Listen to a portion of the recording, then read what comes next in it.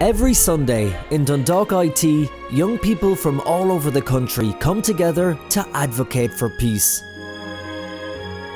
Together, they make up the Cross Border Orchestra of Ireland, an orchestra that was founded by Sharon Tracy Dunn in 1995.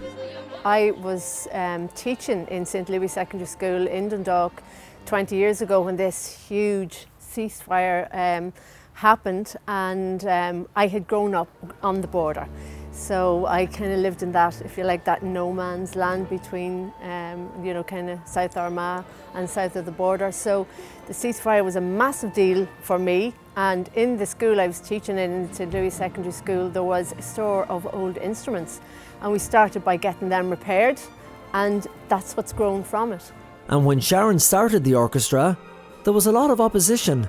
20 years ago, it's hard to imagine how difficult it was, but it was hugely difficult work, and it was viewed with an incredible amount of suspicion.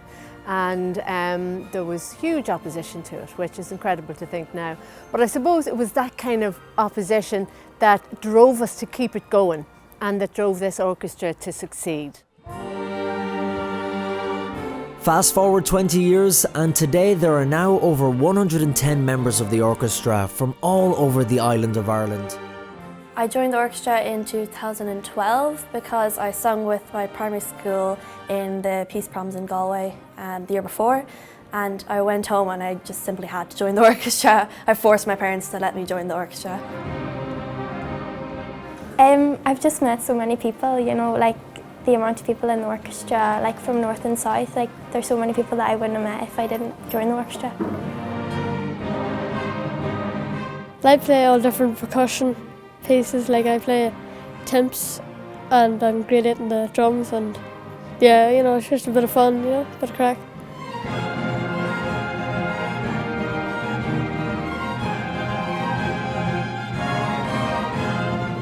Today, the orchestra are busy rehearsing for a special concert they're performing on the 1st of January to launch the government's 1916 commemorations. What if you didn't do the semi-quaver and you just went da-da? Try that. And for this special concert, the conductor is Greg Beardshall. See, that really works as together, isn't it?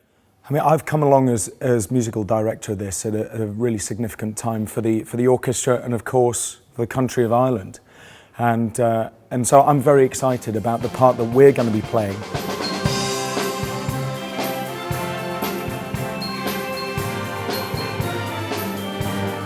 The musicians are from north and south, but for them it's not their religion, background or politics that matters, it's their shared love of music. There's absolutely no problem. When you have people playing instruments, you have common ground. It's very easy to get on with people when you know what you just turn around, what's your name, and you start chatting. It's not just music that brings you together, it's friendship. You might meet most of the people here you'll see outside of the orchestra as well, so friendships are there and that's it, they're there for life.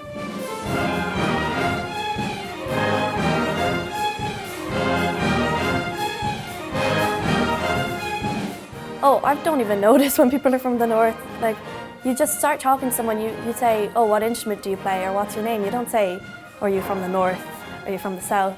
Like, it doesn't matter in the orchestra, because everyone is it's a common love of music that brings everyone together. You don't really realise you're just making so many friends, you socialise at break, and everyone loves music, so we just have that connection,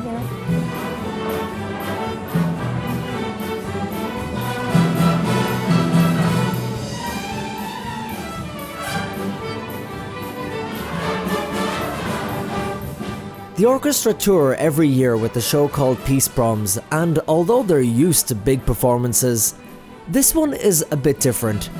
It's special because of its significance and its meaning. I think the size of it is a bit daunting, but I think once we start playing it'll be just like any other concert. 1916, it's just for the orchestra to be spearheading the whole lot of it. The 1st of January is just major. It's a really big deal, I didn't actually realise how big it was until we were doing interviews, RTÉ were coming, it is a really big deal, and it's a really big honour for the orchestra as well, I actually feel, I think the word is blessed. I live for this orchestra. I can't wait to get up to see what the next day will bring. I love every single member of it. They're like my extended family. So I'm watching them for 20 years and I still watch them as if it's the very first time I've ever seen them playing. I keep wondering when will this wear off, but I just love every single moment there on stage is pure magic. Well, the rehearsals will continue right up to the 1st of January 2016, when the Cross Border Orchestra of Ireland take to the stage in the Convention Centre to launch the centenary programme for 1916.